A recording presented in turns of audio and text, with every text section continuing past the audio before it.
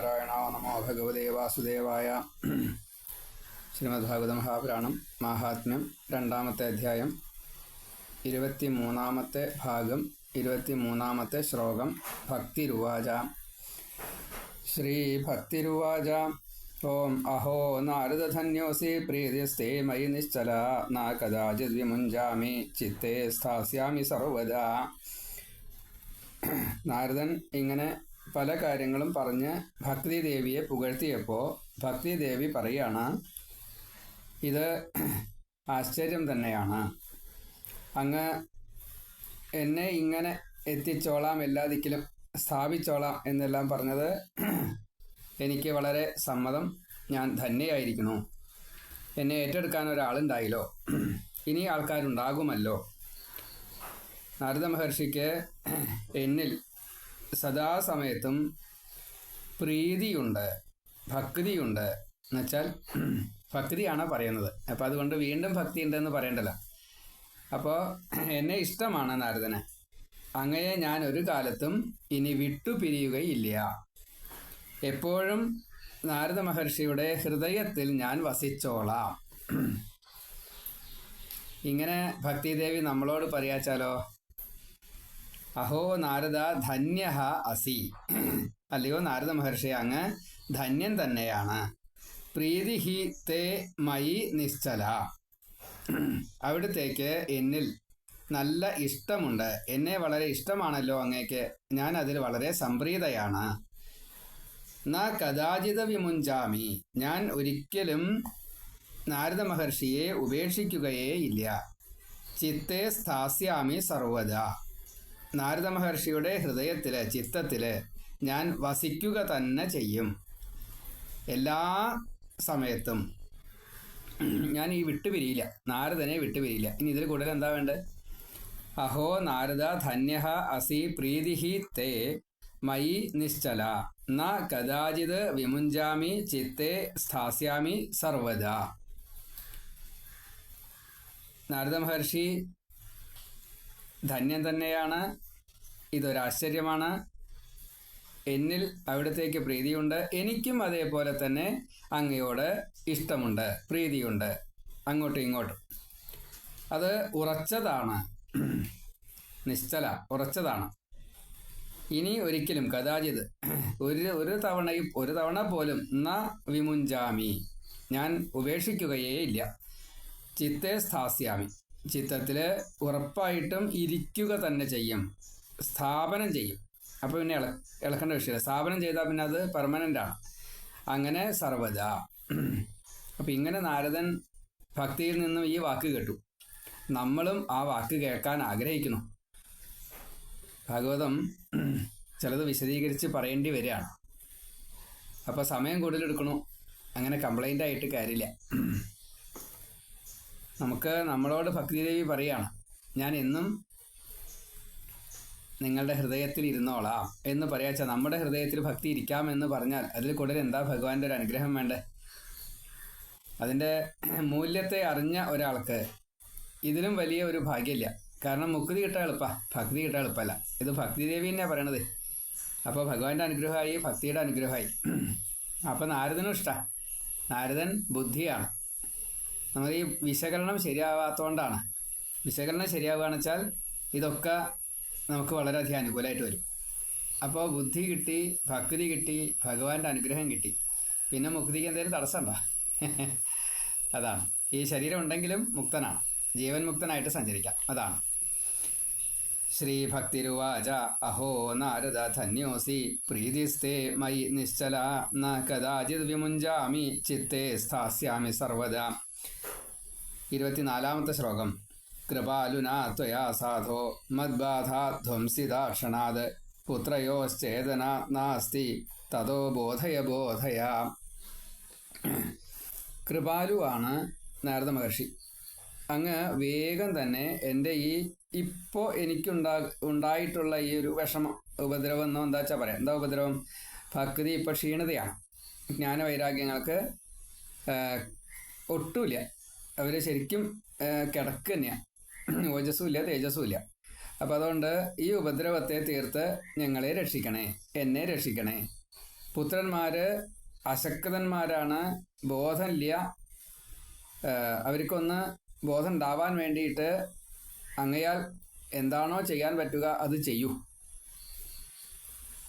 കൃപാലുനാ ത്വയാ സാധോ, സാധുവായിട്ടുള്ള സജ്ജനമായിട്ടുള്ള സദ്ബുദ്ധിയുള്ള സാത്വികനായിട്ടുള്ള അങ്ങ് കൃപാലുവാണ്.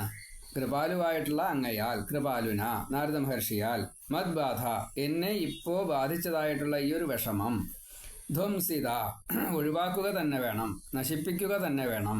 ക്ഷണാത് വളരെ വേഗം. പുത്രയോഹോ ഈ പുത്രന്മാരുടെ ജ്ഞാനവൈരാഗ്യങ്ങളുടെ, ജ്ഞാനത്തിൻ്റെയും വൈരാഗ്യത്തിൻ്റെയും ചേതന, ഇപ്പോഴുള്ള ഈ ഒരു ബുദ്ധിയുണ്ടല്ലോ, അല്ലെങ്കിൽ ആ ഒരു ചൈതന്യമുണ്ടല്ലോ, ജീവൻ, പ്രാണൻ, അതിൻ്റെ ഒരു ഓജസ്, തേജസ് ന അസ്തി ഇപ്പോൾ ഇല്ല. തതഹ അത് എത്രയും വേഗം ബോധയ വീണ്ടും ഉണ്ടാക്കണം. ചൈതന്യത്തെ വീണ്ടും വീണ്ടും ഉണ്ടാക്കണം. ഇപ്പോൾ ഇല്ലാത്തതായിട്ടുള്ള ഈ ചൈതന്യം വീണ്ടും വീണ്ടും ബോധം വരുത്തിക്കൊണ്ട് ഉണ്ടാക്കണം. അപ്പോൾ ബോധം വരുത്താൻ എന്താ ചെയ്യുക? ഇവിടെ ഇപ്പം ജ്ഞാനം വൈരാഗ്യം ആയതുകൊണ്ട് ജ്ഞാനം ഉണ്ടാവാൻ വേണ്ടത് എന്താണോ, വൈരാഗ്യം ഉണ്ടാവാൻ വേണ്ടത് എന്താണോ അതാണ്. അത് പുരാണ, ഇതിഹാസ, ശാസ്ത്ര, ഉപനിഷത്താദികളാണ്. 19 തരത്തിൽപ്പെട്ടതായിട്ടുള്ള അറിവുകൾ. 19ാമത്തെ അറിവ് ഭഗവാനെ അറിയലാണ്. കൃപാലുനാ ത്വയാ സാധോ മദ്ബാധാധ്വംസിതാക്ഷണാത് പുത്രയോശ്ചേതന നാസ്തി തതോ ബോധയ. ഇനി സൂതൻ പറയാണ് 25ാമത്തെ ശ്ലോകത്തിൽ. സൂത ഉവാച തസ്യാവച സമാകർണ്യ കാരുണ്യം നാരദോ ഗത തയോർബോധനമാരേഭേ കരാഗ്രേണ വിമർദയൻ. തസ്യാവച ആ ബാലയുടെ വാക്കുകൾ, ഈ ബുദ്ധി ഭക്തി ദേവിയുടെ വാക്കുകൾ സമാകർണ്യ നന്നായിട്ട് തന്നെ ശ്രവിച്ചു കഴിഞ്ഞപ്പോൾ, ആകർണ്യ കേട്ട് കഴിഞ്ഞപ്പോൾ, അപ്പോൾ സമാകർണ്യം നന്നായിട്ട് തന്നെ കേട്ട് കഴിഞ്ഞപ്പോൾ കാരുണ്യത്തെ നാരദനിൽ ഉണ്ടായി. സ്വതേ കാരുണ്യവാനാണ് നാരദൻ. കാരുണ്യം നാരദ ഗത. അപ്പോൾ കാരുണ്യം നാരദനിൽ ഉണ്ടായി. നാരദനിൽ നിന്നും ഈ കാരുണ്യം പുറത്തേക്ക് ഒഴുകാൻ തുടങ്ങി. തയോഹോ ജ്ഞാനത്തിൻ്റെയും വൈരാഗ്യത്തിൻ്റെയും രണ്ടുപേരുടെയും തയോഹോ ബോധനം ആരേഭേ. ബോധനം എന്നുള്ള പ്രക്രിയ ബോധിപ്പിക്കാൻ വേണ്ടിയിട്ട്, ഉണർത്താൻ വേണ്ടിയിട്ട്, അതിനെ ബോധ്യപ്പെടുത്തുക, ബുദ്ധിയിലേക്ക് എത്തിക്കുക. അപ്പോൾ ജ്ഞാനവും വൈരാഗ്യം ഉണ്ടാവണം, അതിന് ഓജസ്സും തേജസ്സും ഉണ്ടാവണം. അതിന് വേണ്ടിയിട്ട് ആരേഭേ ആരംഭം കുറിച്ചു. കരാഗ്രേണ ഈ നാരദൻ്റെ കൈകളെ കൊണ്ട്, വിരലുകളെ കൊണ്ട്, കൈപ്പടത്തിനെ കൊണ്ട് തലോടുക തുടങ്ങിയ. വിമർദയൻ എന്നാണ് നമ്മൾ ഈ മസാജിങ് ഇല്ലേ, അതേപോലെ ചെയ്തു എന്നാണ്. അപ്പോൾ ഈ ജ്ഞാനവൈരാഗ്യങ്ങൾ ശരീരത്തോടു കൂടിയിട്ടാണ് ഇരിക്കുന്നത്. അതുകൊണ്ട് അവരെ തലോടി മസാജ് ചെയ്തു. അതാണ് വിമർദയൻ. തസ്യാവച സമാകർണ്യ കാരുണ്യം നാരദോ ഗത തയോഹോ ബോധനം ആരേഭേ കരാഗ്രേണ വിമർദയൻ. ഇങ്ങനെ ബുദ്ധിദേവിയുടെ, ഭക്തിദേവിയുടെ വാക്കുകൾ കേട്ടിട്ട്, നന്നായിട്ട് തന്നെ കേട്ടിട്ട്, നാരദനിൽ നിന്നും കാരുണ്യം ഒഴുകാൻ തുടങ്ങി. ആ ജ്ഞാനവൈരാഗ്യങ്ങളുടെ ഈ അവരെ ജാഗ്രതയിലേക്ക് എത്തിക്കുക എന്ന രീതിയിൽ അത് ആ ഉദ്ദേശം കൊണ്ട് ആരംഭിച്ചു. കൈകളെ കൊണ്ട്, കരാഗ്രങ്ങളെ കൊണ്ട്, കൈപ്പടത്തെ കൊണ്ട് ഇങ്ങനെ മസാജ് ചെയ്യുക, എന്നെ തൊട്ട് തലോടുക, അങ്ങനെയുള്ള കാര്യങ്ങളൊക്കെ ചെയ്തു. നല്ലോണം തലോടി എന്തൊക്കെയാണ് വേണ്ട വെച്ചാൽ അതിനൊക്കെ ഒരു മർദ്ദനം കൊടുക്കുക, ചില ദിക്കിലൊക്കെ പിടിക്കുക വിടുക അങ്ങനെയൊക്കെ ചെയ്തു. സൂത ഉവാച തസ്യാവച സമാകർണ്യ കാരുണ്യം നാരദോ ഗത തയോർബോധനമാരേഭേ കരാഗ്രേണ വിമർദയൻ. 26ാമത്തെ ശ്ലോകം. മുഖം സംയോജ്യ കർണാന്തേ ശബ്ദമുച്ചൈ സമുച്ചരൻ ജ്ഞാന പ്രബുദ്ധ്യതാം ശീഘ്രം രേ വൈരാഗ്യ പ്രബുദ്ധ്യതാം. അപ്പോൾ ഇങ്ങനെയൊക്കെ നല്ലോണം തൊട്ട് തലോടിയതിന് ശേഷം നാരദ മഹർഷി ആ ചെവിയിൽ, വായ ചെവിയിൽ കൊണ്ടുവച്ച് ഉറക്കെ പേരെടുത്ത് വെച്ച ജ്ഞാന എന്ന് അദ്ദേഹത്തിൻ്റെ പേരാണ്. ജ്ഞാനവും വൈരാഗ്യം 2 കുട്ടികളാണ്, വൃദ്ധന്മാരാണെങ്കിലും. അല്ലയോ ജ്ഞാന എഴുന്നേൽക്കൂ, അല്ലയോ വൈരാഗ്യ ശീഘ്രം എഴുന്നേൽക്കൂ, ബോധത്തിലെത്തൂ, ജാഗ്രതത്തിലെത്തൂ, ഇങ്ങനെ പറഞ്ഞു. മുഖം സംയോജ്യ കർണാന്തേ, മുഖം വായ യോജിപ്പിച്ചു, കർണാന്തേ ചെവിയിൽ, ശബ്ദം, ആ വൈഖരി ശബ്ദം അത് ഉച്ചൈഹി ഉറക്കെ, സമുച്ചരൻ നന്നായിട്ട് തന്നെ ഉച്ചരിച്ചു, സ്ഫുടമായ അക്ഷരങ്ങളെ കൊണ്ട് ഉച്ചരിച്ചു. ജ്ഞാന അല്ലയോ ജ്ഞാന, പ്രബുദ്ധ്യത ബോധത്തിലെത്തൂ, ഉണരൂ, ശീഘ്രം വേഗത്തിൽ തന്നെ. രേ നമ്മളൊരു സംബോധന ചെയ്യുമ്പോൾ ഒരാളെ വിളിക്കുമ്പോൾ ചേർക്കുന്നൊരു അക്ഷരമാണ് രേ എന്നുള്ളത്. അഹോ, രേ എന്നൊക്കെ വിളിച്ച് പറയാറുണ്ട്. ഭോ എന്നൊക്കെ ബഹുമാനാകുമ്പോൾ ഭോ എന്ന് കൂടുതൽ പറയും. രേ വൈരാഗ്യ, ജ്ഞാന, രേ വൈരാഗ്യ, രേ ജ്ഞാന, ബോധയ, പ്രബുദ്ധ്യതാം, ബുദ്ധ്യതാം, പ്രബുദ്ധ്യതാം, ഇങ്ങനെയൊക്കെ പറയും. അപ്പോൾ പ്രബുദ്ധ്യതാം എന്ന് രണ്ട് വാക്ക്. രേ ജ്ഞാന പ്രബുദ്ധ്യതാം, രേ വൈരാഗ്യ പ്രബുദ്ധ്യതാം. അതേപോലെ ആ പ്രബുദ്ധ്യത എന്നുള്ളതിന് ശീഘ്രം എന്ന് വിശേഷണം. അപ്പോൾ രേ ജ്ഞാന ശീഘ്രം പ്രബുദ്ധ്യതാം, രേ വൈരാഗ്യ ശീഘ്രം പ്രബുദ്ധ്യതാം. ഇങ്ങനെ നാരദൻ ചെവിയിൽ പറഞ്ഞു. ഇനി എന്താ പറഞ്ഞെന്നുള്ളത് പറയും. മുഖം സംയോജ്യ കർണാന്തേ ശബ്ദമുച്ചൈ സമുച്ചരൻ ജ്ഞാന പ്രബുദ്ധ്യതാം ശീഘ്രം രേ വൈരാഗ്യ പ്രബുദ്ധ്യതാം. വേദവേദാന്തഘോഷൈശ്ച ഗീതാപാഠൈർമുഹുർമുഹു ബോധ്യമാനൗ തദാ തേന കഥഞ്ചിച്ചോത്ഥിതൗ ബലാത്. വേദങ്ങള് വേദാന്തങ്ങള് ഘോഷമായിക്കൊണ്ട് തന്നെ, വെച്ചാൽ ഉറക്കെ എന്നർത്ഥം. അതിൻ്റെ ചില രീതികളൊക്കെ ഉണ്ട്. വേദം സ്വരിച്ച്, വേദാന്തങ്ങൾ ഉറപ്പിച്ച്, അങ്ങനെയൊക്കെ ഉണ്ട്. അപ്പം അങ്ങനെയൊക്കെ ഗീതാപാഠൈഹി, ഇപ്പോൾ ഇതിഹാസമാണ് ഗീത. ഭാരതം എന്നുള്ള ഇതിഹാസത്തിലെ ഒരു അധ്യായമാണ് ഈ 18 അധ്യായമാണ് ഗീത. അപ്പോൾ ഗീതാപാഠം, ശ്രീമദ് ഭഗവത്ഗീത, ഭഗവാന്റെ വാക്കുകൾ എന്നേ ഉദ്ദേശമുള്ളൂ. ഭഗവത്ഗീത തന്നെയാണ് എന്നോർപ്പിക്കേണ്ട, ഭഗവാന്റെ വാക്കുകൾ എന്ന് കണക്കാക്കിയാൽ മതി. അപ്പോൾ അതിൽ ഗീതയ്ക്ക് ഏറ്റവും പ്രാധാന്യം. ഗീത എന്നുള്ളത് ഒരു 10-20 ഗീത എന്തായാലും ഉണ്ട്.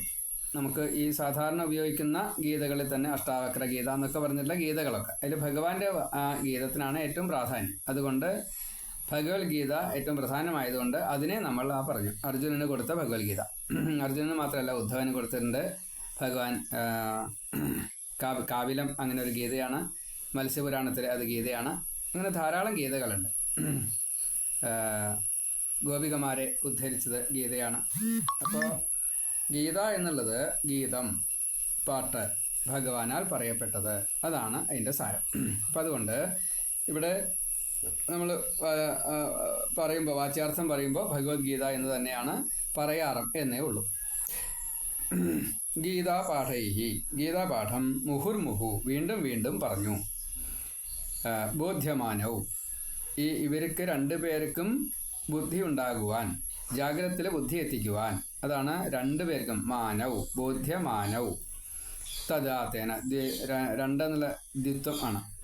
തദാതേന, അതിനുശേഷം ആ നാരദ മഹർഷിയാൽ, കഥഞ്ചിത്, ഏതെങ്കിലും ഒരു തരത്തിൽ, ഉത്ഥിതൗ, ഒന്ന് എഴുന്നേൽക്കട്ടെ ഇവർ 2 പേരും, ബലാത്, കുറച്ച് ബലം പ്രയോഗിച്ചുകൊണ്ട്, എന്നുവെച്ചാൽ ഇത് കേട്ടാൽ ഒരു ബലം വരുമല്ലോ, അപ്പോൾ ആ ബലം കിട്ടിക്കഴിഞ്ഞാൽ എന്നുള്ള അർത്ഥത്തിലാണ് അവിടെ പറഞ്ഞു വെച്ചത്.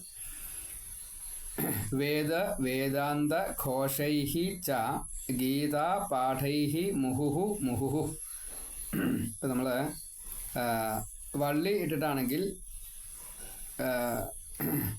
രവിഹി രവിഹി എന്നാണ് പറയുക. ഇനി അകാരമാണെങ്കിൽ ബാലഹ ബാലഹ. ഇവിടെ ഉകാരമാണ്, അപ്പോൾ മുഹുഹു മുഹുഹു എന്നാണ് പറയുക.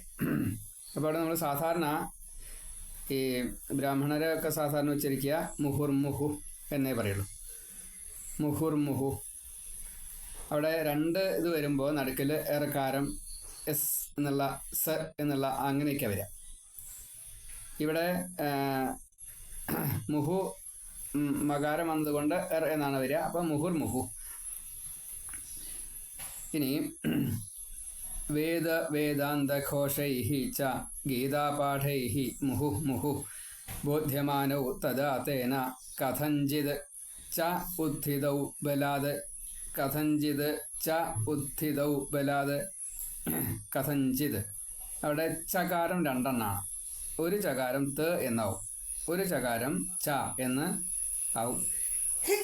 അതിൻ്റെ സ്വരം ഇവിടെ ഓകാരം ആണ്. അകാരവും ഉകാരവും ചേർന്നാൽ ഓകാരം. അപ്പോൾ അതിനെ മുറിക്കുമ്പോൾ ച എന്ന് അകാരം, ഉത്ഥിതൗ എന്ന് ഉകാരം. കഥഞ്ചിത് ച ഉത്ഥിതൗ ബലാത്. വേദവേദാന്തഘോഷൈശ്ച ഗീതാപാഠൈർമുഹുർമുഹു ബോധ്യമാനൗ തഥാ തേന കഥഞ്ചിച്ചോത്ഥിതൗ ബലാത്. എങ്ങനെയെങ്കിലും ഈ കുട്ടികൾ ഉണരട്ടെ, വൃദ്ധന്മാരാണെങ്കിലും കുട്ടികളാണ്, ഉണരട്ടെ എന്ന് വിചാരിച്ച് ഗീതാപാഠം തൊട്ടുള്ള പലതും വീണ്ടും വീണ്ടും പറഞ്ഞു. വേദങ്ങളായാലും വേദാന്തങ്ങളായാലും ശാസ്ത്രങ്ങളായാലും ഉപനിഷത്തായാലും പലതുണ്ട്. അപ്പോൾ അത് മുഴുവൻ വീണ്ടും വീണ്ടും പറഞ്ഞു. അതെങ്ങനെ? അതിൻ്റെ വേണ്ട രീതിയിലുള്ള ഘോഷയിച്ച കൂട്ടുചേർക്കലുകൾ, അതാണ് ഉപചാരം തൊട്ടുള്ള കാര്യങ്ങളൊക്കെ എന്ന് പറയാനുള്ള കാരണം. കൂട്ടുചേർക്കലുകൾ പലതുമുണ്ട്. സ്വരങ്ങൾ കൂട്ടിച്ചേർക്കാം, താളങ്ങൾ കൂട്ടിച്ചേർക്കാം, പിന്നെ ചിലത് ഉപാഖ്യാനങ്ങളോട് കൂടിയിട്ട് കൂട്ടിച്ചേർക്കാം. ഇങ്ങനെ പലതും വേണ്ട രീതിയിൽ പറഞ്ഞു കൊടുത്തു. പക്ഷേ അവർ നീട്ടില്ല. വേദവേദാന്തഘോഷൈശ്ച ഗീതാപാഠൈർമുഹുർമുഹു ബോധ്യമാനൗ തഥാ തേന കഥഞ്ചിച്ചോത്ഥിതൗ ബലാത്. 28ാമത്തെ ശ്ലോകം. നേത്രൈരനവലോകന്തൗ ജൃംഭന്തൗ സാലസാഉഭൗ ഭഗവൽ പലിതൗ പ്രായ ശുഷ്കകാഷ്ഠസമാംഗകൗ. 28ാമത്തെ ശ്ലോകം. നേത്രൈഹി അനവലോകന്തൗ ജൃംഭന്തൗ സാലസൗ ഉഭൗ ഭഗവത് പലിതൗ പ്രായഃ ശുഷ്കകാഷ്ഠസമാംഗകൗ. അവർ ഉണർന്ന് എഴുന്നേറ്റ് വെച്ചാലും കണ്ണുകൾ തുറന്നു വസ്തുക്കളെ നോക്കാൻ സാധിക്കണില്ല. കൺമിഴി, ഈ ഇമ ഉണ്ടല്ലോ, അത് ഇമ അങ്ങോട്ട് പൊന്തിക്കാൻ പറ്റുന്നില്ല, ക്ഷീണം കാരണം കൊണ്ട്. നമ്മൾ ഈ ഉറക്കത്തിനാണ്ട് എഴുന്നേൽക്കുമ്പോൾ നമുക്ക് കണ്ണ് നല്ല ലൈറ്റിലാണ് നമ്മൾ കണ്ണ് തുറന്നു വയ്ക്കുക, നല്ലോണം ഡീപ്പ് സ്ലീപ്പ്. അത് കഴിഞ്ഞിട്ട് ഉണർന്ന വഴിക്ക് വലിയ ലൈറ്റാണെങ്കിൽ നമുക്ക് കണ്ണ് തുറക്കാൻ പറ്റില്ല, കണ്ണ് പുളിപ്പുണ്ടാവും, കണ്ണ് തുറക്കാൻ പറ്റില്ല, അത്രയും വിഷമമുണ്ടാവും. അങ്ങനെയുള്ളൊരവസ്ഥ. മാത്രമല്ല ഉറക്കം ഫുള്ളായിട്ട് ഉണർന്നില്ല, അപ്പോൾ ഇടയ്ക്കിടയ്ക്ക് കോട്ടുവായിടും. അങ്ങനെ കോട്ടുവായിടും. ആലസ്യമുണ്ട് എന്നുള്ളത് കാണുന്നവർക്ക് വേഗം മനസ്സിലാവും. വെള്ളക്കൊറ്റികൾ ആ പോലെ, വെള്ളക്കൊറ്റികൾ എങ്ങനെയാ വെച്ചാൽ രോമങ്ങൾ മുഴുവൻ വെളുത്തിരിക്കുകയാണ്. അതേപോലെ സാമാന്യം എല്ലാ അവയവങ്ങളും ഉണങ്ങിയ വിറക് എന്ന പോലെ മാംസം, രക്തപ്രസാദം ഇല്ലാതെ കണ്ട് മാംസവും ഇല്ല, അങ്ങനെ ഒട്ടിക്കിടക്കുക എല്ലും തൊലിയായിട്ട്. അസ്ഥിപ്രായങ്ങൾ അങ്ങനെയാണ് ഇരിക്കുന്നത് എന്നാണ്. നേത്രൈഹി ഈ നേത്രങ്ങളാൽ അനവലോകന്തവും ഒന്ന് നോക്കി കാണാനായിട്ട്, ഒരു അവലോകനം ചെയ്യാനായിട്ട് സാധിച്ചില്ല. അനവലോകന്തവും ആണ്, അവലോകന്തവും അല്ല, അനവലോകന്തവും. അതിൻ്റെ ഇടയ്ക്ക് ഒരു നകാരം ചേർത്തു. അവലോകനാണ് വേണ്ടത്, പറ്റണില്ല. അനവലോകന്തവും നോക്കാൻ പറ്റിയില്ല. ജൃംഭന്തവും കോട്ടുവായ, ജൃംഭണം എന്ന് പറഞ്ഞു കഴിഞ്ഞാൽ കോട്ടുവായാണ്. അപ്പോൾ ആ കോട്ടുവായ രണ്ടുപേരും ഇട്ടു. പിന്നെ സാലസവും ഉഭവും, രണ്ടുപേരും ഇതെന്തെങ്കിലും ഒന്ന് ചെയ്യാൻ സാധിക്കണ്ടേ. അപ്പോൾ ഭഗവത്, ഭഗം എന്നുള്ളത് മറ്റേ കൊറ്റി. അപ്പോൾ ആ കൊറ്റിയെ പോലെ അവർക്ക് മറ്റേ പക്ഷിയും കൊറ്റിയൊക്കെ അത് വെള്ളക്കൊറ്റികൾ എന്ന നിലയ്ക്കാവുമ്പോൾ അവർ ഇടയ്ക്കൊന്ന് ചിറക് വിടർത്തി അങ്ങനെയൊക്കെ ചെയ്യും. എന്നിട്ട് ഉണർവിനെ ശരിക്കും കാണിക്കും. അപ്പോൾ അതൊന്നും പറ്റുന്നില്ല അവർക്ക്. ഫലിതൗ പ്രായ, അവൻ്റെ വീഴാണ്, നിൽക്കാൻ പോലും പറ്റുന്നില്ല, അത്ര അങ്ങനെയാണ്. ചിറക് വിടർത്താൻ പറ്റുന്നില്ല, അങ്ങനെ. പിന്നെയോ പ്രായ ശുഷ്ക കാഷ്ഠ സമ അംഗകൗ, ഉണങ്ങിയ വിറക് അതേപോലെയുള്ള അംഗക ശരീരത്തിൻ്റെ അവയവങ്ങൾ. അപ്പോൾ ജീവനില്ലാത്ത പോലെ. കുറ്റികളായാലും അതെ ജീവനില്ല, വിറകായാലും അതെ ജീവനില്ല, ഉണങ്ങി മരിഞ്ഞ ഒന്നുമില്ല, മാംസവും ഇല്ല, രക്തവും ഇല്ല. പിന്നെന്താ ചെയ്യുക? അപ്പോൾ അവർക്ക് ഉണർന്ന് കണ്ണും കഴിക്കാൻ പറ്റുന്നില്ല, കോട്ടുവായിട്ടുകൊണ്ടിരിക്കണു. ഈ കൊറ്റികളെ പോലെ ശരിക്കും ഉണർന്ന് എഴുന്നേറ്റ് നിൽക്കുകയാണെങ്കിൽ അവർ വളരെ ജാഗ്രതയിലാണ് നിൽക്കുക. കാരണം മത്സ്യങ്ങൾ വന്ന് താപ്പ് കിട്ടിച്ചാൽ കൊത്തിയെടുക്കാവുന്ന രീതിയിൽ അങ്ങനെയാണ്. സാലഭഞ്ചികകൾ എന്ന് കണ്ടിട്ടില്ലേ? മറ്റേ ഈ ഭോജരാജാവിൻ്റെ അതിനൊക്കെ സാലഭഞ്ചികൾ കേട്ടിട്ടുണ്ടാവും. എന്ന കൂട്ടത്തിലാണ് ഈ കൊറ്റികൾ അങ്ങനെ നിൽക്കുക, പ്രതിമകളെ പോലെ. അപ്പോൾ അവർ എന്താ വെച്ചാൽ ഒന്നുമില്ല, ചേഷ്ടകൾക്ക് ഓജസ്സും തേജസ്സും വേണം. അതില്ലാത്തത് കൊണ്ട് അവർക്ക് ഒരു പ്രതിമകളെ പോലെ തന്നെയാണ്. ചിറക് വിരർത്തണമെങ്കിൽ അതിനുള്ള ഓജസ് വേണം, അതില്ല. ശക്തി വേണം, ആ ശക്തി ഇല്ല അവർക്ക്. പിന്നെയോ വീഴാണ്. ഒന്ന് കാല് രണ്ടു കോടി നീട്ട് അങ്ങനെ ആയിക്കഴിഞ്ഞാൽ ഇവിടെ വെച്ച് താഴത്തേക്ക് തന്നെ വീഴാണ്. പിന്നെയോ ശുഷ്ക കാഷ്ട സമാംഗകവും, ഈ ഉണങ്ങിയ വിറകിനെ പോലെ എല്ലും തോലും മാത്രമായിരിക്കണു എന്ന് സാരം. അപ്പോൾ വളരെ കഷ്ടമാണ് അവരുടെ കാര്യം. നേത്രൈഹി അനവലോകന്തൗ ജൃംഭന്തൗ സാലസൗ ഉഭൗ ഭഗവത് ഫലിതൗ പ്രായഃ ശുഷ്കാഷ്ഠ സമാംഗകൗ. അപ്പോൾ ഒരു കാരണവശാലും അവർക്ക് കണ്ണ് തുറക്കാൻ പറ്റിയില്ല, കൂട്ടുവായ ഇട്ടുകൊണ്ടിരിക്കുന്നു. ഈ വെള്ളക്കൊക്കുകളെ പോലെ അവർ ഉറങ്ങിക്കൊണ്ടിരിക്കുന്നു. അഥവാ ഞാൻ ഒന്നിങ്ങനെ വിടർന്നു അല്ലെങ്കിൽ മറ്റേ നിവർന്നു നിന്നുവെങ്കിൽ വീണ്ടും താഴേക്ക് തന്നെ വീണു. ജീവനില്ലാത്ത പ്രതിമകളെ പോലെ ശ്രമിക്കുന്നുണ്ട്, തരാവണില്ല എന്ന് സാരം. അതാണ്. അപ്പോൾ ഉള്ളിലേ ശ്രമമുള്ളൂ, പുറമേക്ക് ഈ ശ്രമത്തെ കാണാനില്ല. അതാണ് പറഞ്ഞതിൻ്റെ സാരം. ശരിക്കും പറഞ്ഞാൽ അത് വിറകിനെ പോലെ തന്നെയാണ്, ഉണങ്ങിയ വിറകിനെ പോലെ തന്നെയാണ്. അപ്പോൾ ഈ മാംസമില്ല, രക്തമില്ല. അപ്പോൾ ഒരു വല്ലാത്തൊരവസ്ഥയിലാണ്, മരിക്കാൻ പോവുകയാണ്. അത്ര വൃദ്ധാവസ്ഥയിലാണ്, ജരാനര ബാധിച്ചിട്ടേ. അതാണ് പറഞ്ഞതിൻ്റെ സാരം. അപ്പോൾ കുറച്ചൊരു അതിശയോക്തി അലങ്കാരത്തോട് കൂടിയിട്ടാണ് അവിടെ ഈ ജ്ഞാനവൈരാഗ്യങ്ങളുടെ വൃദ്ധാവസ്ഥയെ കാണിച്ചത് എന്ന് സാരം. നേത്രൈരനവലോകന്തൗ ജൃംഭന്തൗ സാലസൗ ഉഭൗ ഭഗവൽ ഫലിതൗ പ്രായ ശുഷ്കാഷ്ഠ സമാംഗകൗ. ഇനി അതിൻ്റെ മറ്റു കാര്യങ്ങൾ അടുത്തതിൽ പറയാം. സർവത്ര ഗോവിന്ദ നാമസങ്കീർത്തനം. ഗോവിന്ദ ഗോവിന്ദ.